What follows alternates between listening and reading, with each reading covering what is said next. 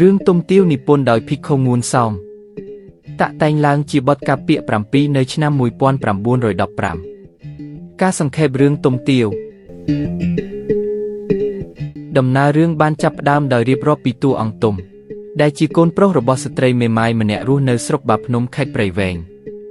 ទុំបានបួសរៀនជាមួយមិត្តម្នាក់ឈ្មោះពេជ្រនៅក្នុងវត្តវិហារធំ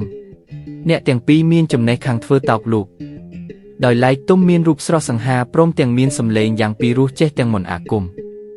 ចំណែកពេជ្រចេះផ្លុំពៃថ្ងៃមួយនេនទាំងពីរបានសុំលាលោកគ្រូយកតោកទៅលក់នៅត្បូងឃ្មុំ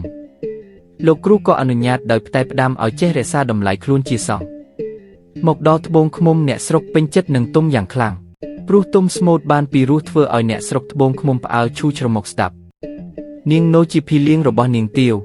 បានឃើញទុំដែលមានរូបសម្បត្តិស្រស់ស្អាតនិងមានសម្លេងពីរោះក៏គួរចិត្តស្នេហាតែសុខចិត្តត្រឡប់ទៅជម្រាបទាវវិញនាងទាវបានដឹងដំណឹងនេះភ្លាមនាងខិតខំអង្វរករអ្នកម្ដាយឲ្យទៅនិមន្តនេនទុំមកស្មូតនៅលើផ្ទះរបស់ខ្លួននេនទុំក៏មកស្មូតនៅផ្ទះទាវតាមការនិមន្តរបស់ម្ដាយទាវនេនទុំស្មូតយ៉ាងពីរោះធ្វើឲ្យនាងទាវចាប់ចិត្តស្រឡាញ់រួចក៏យកគ្រឿងបរិក្ខារដូចជាផាហ៊ុមដន្លាប់និងស្លាបារីមកប្រគេនទុំមុននឹងយកមកប្រគេននេនទុំនាងទាវក៏បានបួងសួងសូមឲ្យខ្លួនបានជួបជុំរួមរស់ជាមួយទុំគ្រប់ជាតិទៀតផងចំណែកនេនទុំក៏គួរចិត្តលួចស្រឡាញ់ទាវដែរលុះពេលត្រឡប់មកដល់វត្តវិញទុំនឹករកតែនាងទាវរួចក៏រកឧបាយកសុំលោកគ្រូសឹកតែលោកគ្រូពុំព្រមឲ្យសឹកព្រោះតាមការទូទីទៅឃើញថា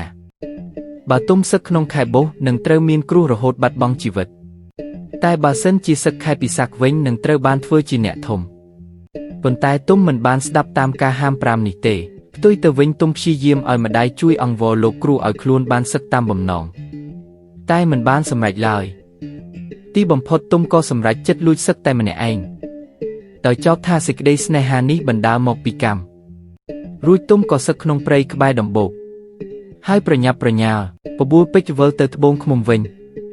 ដោយចៃដន្យនៅពេលទុំមកដល់ផ្ទះនាងទាវគប់ជូនម្ដាយនាងមិននៅផ្ទះអ្នកទាំងពីរក៏បានរួមចិត្តរួមកាយក្នុងក្តីស្នេហាមួយដ៏ផ្អែមល្ហែម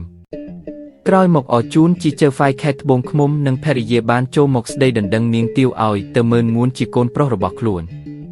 ម្ដាយទាវសប្បាយចិត្តណាស់ព្រោះខ្លួននឹងបានធ្វើជាដន្លងជាមួយលោកអុកញ៉ាអរជូនដែលមានទ្រព្យសម្បត្តិច្រើនស្តុកស្តម្ភនិងមានអំណាចប៉ុន្តែនាងទាវបានប្រកែកពុំយល់ព្រមទទួលមើលងួនជាប្តីឡើយហើយម្ដាយនាងក៏បានបង្ខំដោយរំលឹកដល់ពាក្យព្រេងបុរាណថានំមិនធំជាងនាឡិនិងប្រមានថានឹងវាឲ្យស្លាប់ដូចកូនគោមិនព្រមចូលនឹមនឹងតាមម្ចាស់វាទន្ទឹមនឹងនោះទុំនិងពេជ្រត្រូវព្រះរាជាឲ្យចូលគល់បម្រើក្នុងរាជវាំងដោយពេជ្រចេះផ្លុំពៃនិងទុំចេះស្មូតយ៉ាងពីរោះក៏ប្រទានងារឲ្យទុំជាមិនឯកទន្ទឹមនឹងនោះដែរព្រះរាជាទ្រង់ចង់បានស្ត្រីរូបស្អាតយកមកធ្វើជាស្នំឯកក៏ជ្រើសរើសជំនាងទាវដែលជាសង្សាររបស់ទុំនាងទាវត្រូវបានចៅហ្វាយខេត្តអរជូនចាត់ចែងនាំយកទៅថ្វាយស្ដេចរឿងនេះបានធ្វើឲ្យម្ដាយទាវសប្បាយចិត្តយ៉ាងខ្លាំងព្រោះគាត់សង្ឃឹមថានឹងបានធ្វើជាម្ដាយក្មេករបស់ព្រះរាជាពេលបានជួបគ្នានៅរាជវាំងស្ថិតនៅចំពោះព្រះភ័ក្ត្រព្រះរាជាទុំក៏ច្រៀងរៀបរាប់ដំណើរសពគ្រប់តាំងពីខ្លួនធ្លាប់បានរួមស្នេហាជាមួយទាវថ្វាយដល់ព្រះរាជាព្រះរាជាខ្ញាល់យ៉ាងខ្លាំងក៏សាកសួរនាងទាវថារឿងនេះពិតដូចជាទុំច្រៀងរៀបរាប់នោះទេនាងទាវបានទូលប្រាប់ការពិតដូចអ្វីដែលទុំបានច្រៀងរៀបរាប់ខាងលើដល់ព្រះរាជាដំបូងព្រះរាជាខ្ញាល់តែក្រោយមកទ្រង់ក៏យកធម៌មកជាទីពឹងមានព្រះទ័យមេត្តាសន្តោសអ្នកទាំងពីរហើយព្រះអង្គក៏សពព្រះទ័យរៀបចំផ្សំផ្គុំអ្នកទាំងពីរជាគូស្វាមីភរិយាតាំងពីពេលនោះមកហេតុការណ៍បានធ្វើឲ្យម្ដាយទាវនឹកតូចចិត្តយ៉ាងខ្លាំងក៏វិលមកស្រុកកំណើតវិញដើម្បីរកឧបាយកលនាំនាងទាវមករៀបការនឹងមើលងួនវិញដោយគាត់បានខ្លែងសម្បត្តិថាគាត់មានជំងឺជាទម្ងន់ឲ្យនាងទាវជាកូនឆាប់វិលមកស្រុកកំណើតវិញជាប្រញាប់ក្រោយពីបានទទួលដំណឹងនេះភ្លាមនាងទាវក៏ប្រញាប់លាទុំជាប្តីធ្វើដំណើរមកមើលម្ដាយជាមួយនាងណូមកដល់ផ្ទះនាងទាវត្រូវម្ដាយបង្ខំឲ្យរៀបការជាមួយមើលងួននាងទាវអស់សង្ឃឹមក៏សរសេរសម្បត្តិមួយច្បាប់ផ្ញើឲ្យគេយកទៅជូនទុំជាប្តីនាងទុំទទួលដំណឹងនេះភ្លាមក៏រន្ធត់ចិត្តយ៉ាងខ្លាំងរួចក៏ទៅទូលព្រះរាជាដើម្បីសូមលាទៅជួយនាងទាវជាប្រពន្ធព្រះអង្គទ្រង់ខ្ញាល់នឹងអរជូន ហើយបានប្រទានព្រះរាជសារដល់ទុំសម្រាប់បង្ហាញទៅដល់អរជូននិងមើលងួនឲ្យបញ្ឈប់អាពាហ៍ពិពាហ៍នោះជាបន្ទាន់ពេលមកដល់ផ្ទះនាងទាវទុំរសូភ្លេងការក៏ស្រងាក់ចិត្តវង្វេងបាត់បង់អស់ស្មារតីអស់សង្ឃឹមទុំក៏បានយករាជសារមកក្រវ៉ាត់នៅនឹងចង្កេះដោយមិនបានបង្ហាញដល់អរជូននិងមើលងួនឡើយរួចក៏ឡើងមកលើផ្ទះមង្គលការច្រៀងអន្ទងឲ្យនាងទាវចេញមកចាក់ស្រាឲ្យខ្លួនផឹក